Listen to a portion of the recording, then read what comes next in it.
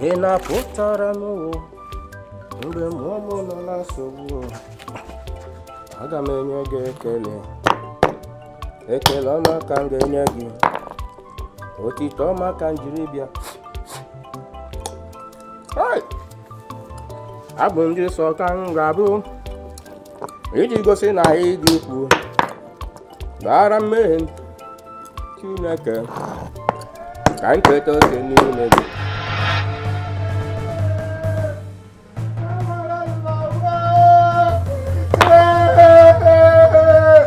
Ya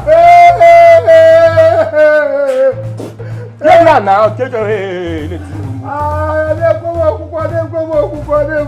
ihe dị ya ka e mere na ọ gịnị nke ka ahụ gị niile bụ sọ ka aja aja na-ebesa akwa ukwu bụ spinal cord m akụjiele m ngaji ukwu ka dị ya ka e na-eme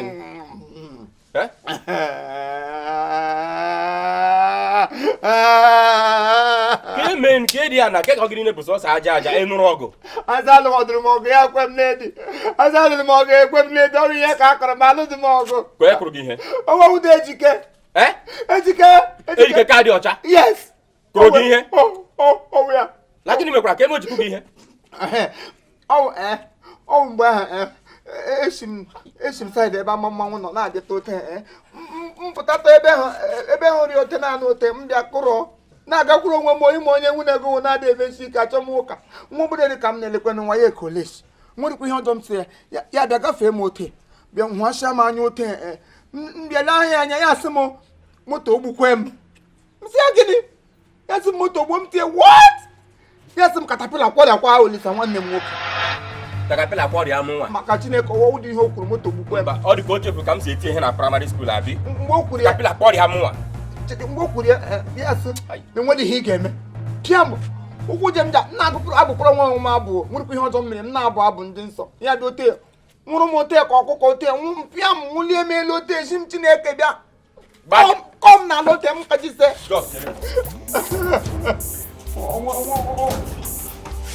na village anụ a keche ga-etiki egwu adịrị echike n'anya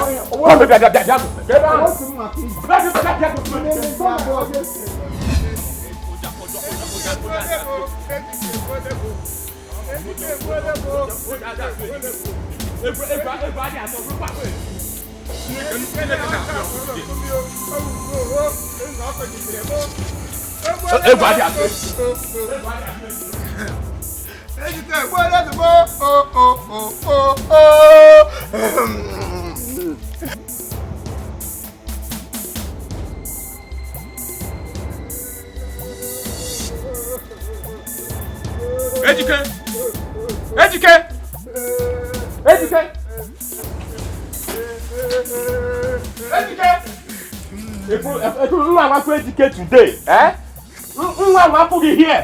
Mmebe gị ugwu ebere ụmụ ejima onye na-ebi ibi a na-ebe come out ọ dị ka isi adọrọ gị mmiri ka gasị nwanne m nwoke ihe chele ga na pri adị mme yi ga-egwu hie Ejike ọlụkọ nọ na nke onye ọbụla afụrụ ya ziere Ejike aka ga-echi ya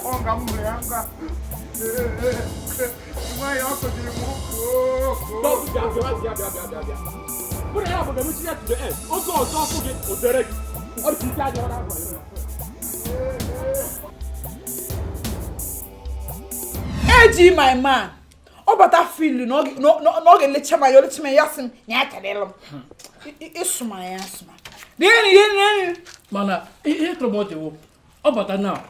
Onye block na aba. Na ko e. Let your man yakpo mo fa. Ona atojo. O chuchu mo wom na chim. Su ya cha no. Omo akwaje gbegbe. Omo onye o. Ihe mere ta na bo last warning. Kini we Nwachukwu ahewo. Last warning. Ya me bo yakpo mo fa. O le chamanya si na Obata na atojo. Ihe na ma de kanya. Iba ka ni mi ulaka. Iwe laka. Ihe mi ata last warning. It's just a room. My brother is very happy. Oliver. Back, I will come here.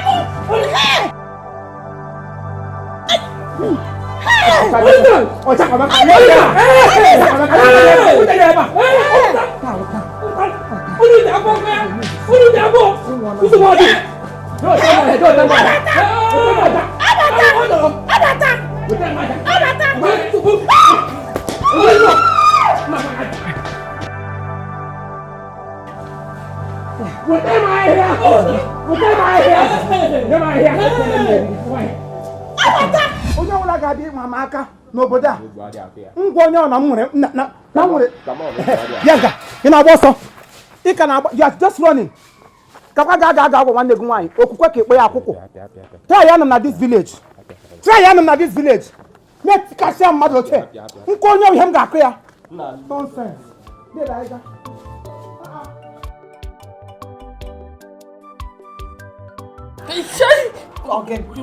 Again.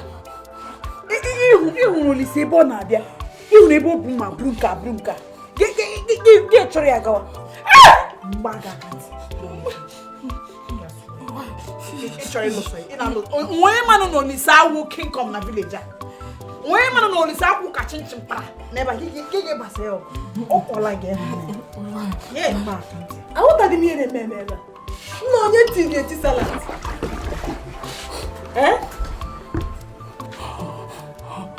Asimonye ti mmadụ ya mbụ nwanti ya mmadụ. Ke moto jam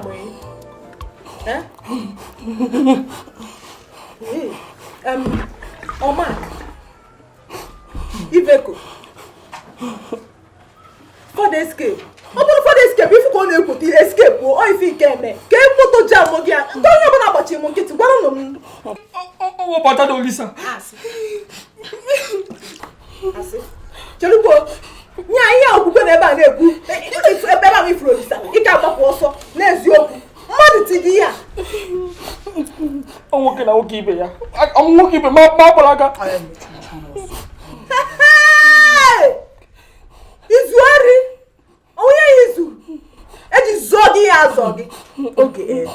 Oge. Ki otuche kokwu tata na like chair. Ki se kokwu mufura ana like chair. Amengini, ene mi anya ihe adịrọ ka onye mmadụ ti. Ihe ajụgo bịa gwe moto kwara ihe anọ, ịdasị m ịmara ka nsi ekwu okwu. Ọnụ ihe na ọtara njọ ajụ. Mbanụnụ, ọ bụ na mmadụ tinye mmanya ya anụ na ya. Gịnị? Ihe eruchago mmanya ntị ka nya. Ọ na-aba agba nkịtị. Na gị gwa mmanya. Isi ma echetego nkọ ka nsi ọ na-asị ma ndeji gwa. Esi ụkwa m. Okwu. Ele bubu. Esi ụkwa bụ oge. Ha na-ayọ n'ụmụ Olisa nyela onye ọbụla aka ka ọ lụtụ ụlọ nke ya. Dike ka ọ dị mgba ka ị na-aza. Ọ gịnị na-eme? Kedu ife bụ na ụmụ gị nwa ga mefu ichiri debe n'ụlọ ama n'ofu ebe? Kedu n'isi ka ife mmadụ nkotedu n'ebe ị nọ? Ụlọma, isi ọnụ iji eri ji na ede ka iji wee kpụọ ụmụ m akala Owerri. Ka iji akpọ ụmụ m mụchara amụcha akala Owerri. Ọmọgbu onwe nye mmadụ na ụmụ ibe akala ogoli. Akpọkwa mfọsa aka ngị nwa nyezie afọ akala ogoli. Ọkwa ya bịa nwoke m jee kpọpụta ụmụaka. Jee kpọpụta ụmụaka maka abịakwa m ebe igwu egwu. Abịara m ebe igwu egwu. Kedu dị isi ike bụ ife a? Nnekwasị ịma na ụmụ ibia be m wee jide ejike wee pịtọ. Jee be m kịta ka ifo ka ejike. Nwanne. Ọ dịkwa egwu. Agala nwatakịrị tinye nye eti salad. Ọ dị ka nke bụ zuru ọfa olu spinal cord ya ịgba anya ji anya maka nkọzi gị spinal cord ya na-achị achọ ọ ka mmasị chọrọ ya igbe nọ leo na-eme maka na nnọkọ ji wee bịa n'ọfụ ifu gị ị ga nọ n'egbulu ọchụ ụmụ gị bịa be m wee zuru spinal cord ọ karọ mma fa wepụta ya m wepụta ya yes ya ọ dị na be ma ya ụlọ ọma echekwa m na ịbụ Christian mother echekwa m na ọ bụ onye ụka nne ka ị bụ na ịbụ nne kama ị ga-akụzibere ndị nne ụzọ esi eje n'igwe amamihe ụzọ esi eje n'igwe ifo nke ị na-akụziri mmadụ akụzi chalụ isi na ndị ụmụ nwaanyị onwe nwaanyị debe ebe a chekwa ka m gwa gị aka alaka na nna mụ na Chukwu maka na Chukwu mbi n'eluigwe ma ebe mụ na ya na-eme ọgwụ ife ime mma eyipụ agbọrọ ụkwa wụsa n'akụkụ mụ na-achịpụ ya ọ ka mma ka isobe ekwensu maka ekwensu ka ịbụ jekwa kpọpụta ụmụ ya kpọpụtara ụmụ nna eme m ya alụ ejikwa fụ nwa ya ekwu ife ụlọ ọma egwu anụ na-atụ gị mụ bụ dike ka ị metụrụ aka bịa kpachakwa anya gị ọ bụrụ na ị gbasuo m iwe mgbe m afọ ọnụ ma kee gị ife agwụkele nkụ n'ime ọhịa eke gị ife agwụkele nkụ n'ime ọhịa egwu anụ na-atụ gị afọ ọnụ nke anọ afọ ọnụ nke ịda isi ka ọ wee bụrụ gịnị daa ya egwu m anya ahụ mụ ka ị ga-eme ife nwa egwu anụ na-atụ egwu anụ na-atụ bee dike Chineke ụlọ ọma afọ ọnụ m ka ị ga-ekwu afọ ọnụ m ka ị kwepụ ụlọ ọma mụwa ọgụ nne m na ya jide chere mmemme ya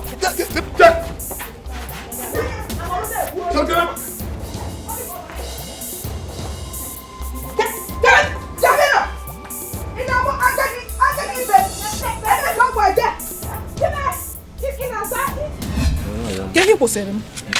Biko, lelu ka ihe bụ neta n'abalị bụrụ anwụnta. Biko, nye akwa na ọnwụ ekwensu ya. Biko, ewenigo biko gbaghara. O? Biko. Olisa. Nne. Mana obi dị gị n'azụ.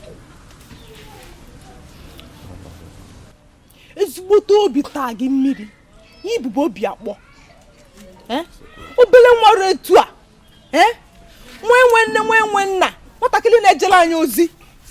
Ya ka ị dalụ tinye nye eti salat na-akụ ya ka agwọ ka ekugbuo okidi akụlụ m na-akọ mmenkwe biko ị mara agbụkwa m ogbu mmadụ ma egbu ya ka m esi wee gbuo ya ya akwa n'ọnwa biko na obi m mara afọ gị n'anya obi onye isi gịnị cherugbo ikwu ka ọ tụpụ ga-atụpụ n'ọnụ obi m kewa na mekwana onye ọzọ mfụrụ n'anya biko Olisa ọ bụ na ị mara obi ga-egbuwa ngobi chepụta ya gosi gị na-ene n'anya ifu na obi m na ga bụrụ ofu ị mara nke we obi gị ekwukwu n'udo okwu a ka mma anyị nụ ya mma anyị nwa nụ ya ịma nlaiki onwe ya nke bụ obi gị ịmakwana akwụkwọ nwee saiz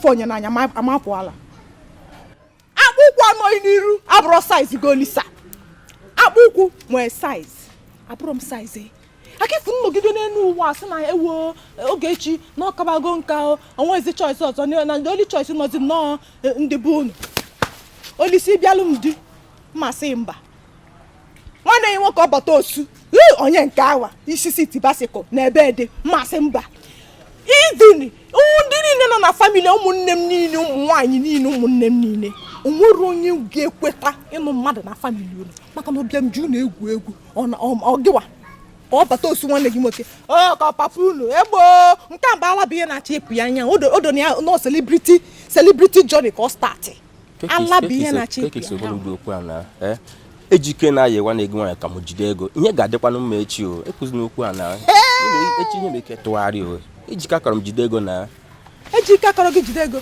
ana m ọfụma o chelukwo ejike na-ayị nwanne nwaanyị ya bụ asịrị na agba na vileji ọkụ ya na ejike na-ayị n'okwu ebe anyị ọkụ ya ekwukwene ka okwenu ya ekwukwene ka okwukwenu ya nwatakịrị okwukwe ji nwụrụ aka nwatakịrị okwukwe ebe anyị na-asa isi sachaa ya weli emelela eram boy ịmara na nwa na-ejela anyị ozi bụ ihe a maka na nna gwa gị eziokwu ifu nna gwa gị maka na nlaiki gị maka na abụ m ezigbo mmadụ ọ bụrụ dị nọ na nlaiki gị nọọ maka na abụ m ezigbo mmadụ ị na-aghọta maka na ọ bụ na m abụrụ ezigbo mmadụ etu ị dị ihe okwukwe be anyị ifuru ya ọ na-akọ ekpenta ihe anụnwa na-agwa gị ihe mmemme gị bụ ihe okwukwe be anyị mere eji ike mpịa ibile ị na-agbasisiri m ego ịgbasisicha n'oju m were gị mere mbọ na-enye ya hope ị na-eche hope ịmara na hope dị hopeless. Emezina m otu ọ nọdụrụ ọkwa na mma. Emezina gị gị. Biko gbaghara ya kwana ọmụ ekwensu. Biko Olisa nne ga iwe na-ewe m sef. Ị na-ekwu okwu ị na-ekwu na-agbakasị ma ọ dị m ka ebe na nwụm ose na-arụ. Gị ebie nka.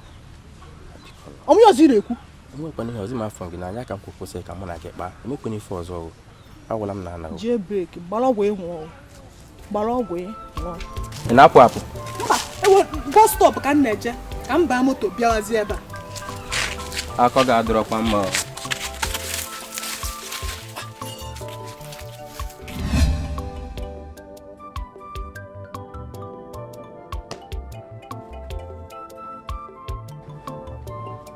Olisa, no. Olisa. Again. Olisa, eshim gị porridge yam. Agwa ga porridge yam. Agwa ga agụrụ na agụm ka mbe si gotere porridge yam. Ewu da anwụnta. Keke ebe ọbụla m ị na-ebara ihe n'akụkụ m. Ọ gịnị dị? Ediri gị ị mara nwanne gị nwaanyị ka m fụrụ n'anya. Nwanne gị nwaanyị ka m chọrọ. Ka ekere abịa enyarị m nsogbu. Hapụrụ m aka ka m nwụrụ m ịtọ bikonu. Hapụ m aka nụ. Olisa. Chete na ọmụ aka ibu ụzọ chọta bifo ifu nwanne m nwaanyị. Ebe eluigwe Thunder Joseph ụnụ achọ unu ga-ewere straw ma ị gaa n'ọbara m sisi amụ nke fọrọ afọ ọgba njaka anwụnta ọchịcha unu na-achọ na-ebigharị na-akụ ka unu were string mmemme sisi amụ ọbara nke were gbafọrọ ahụ Chineke na-akpọ gị ọkụ ala n'ọhịa.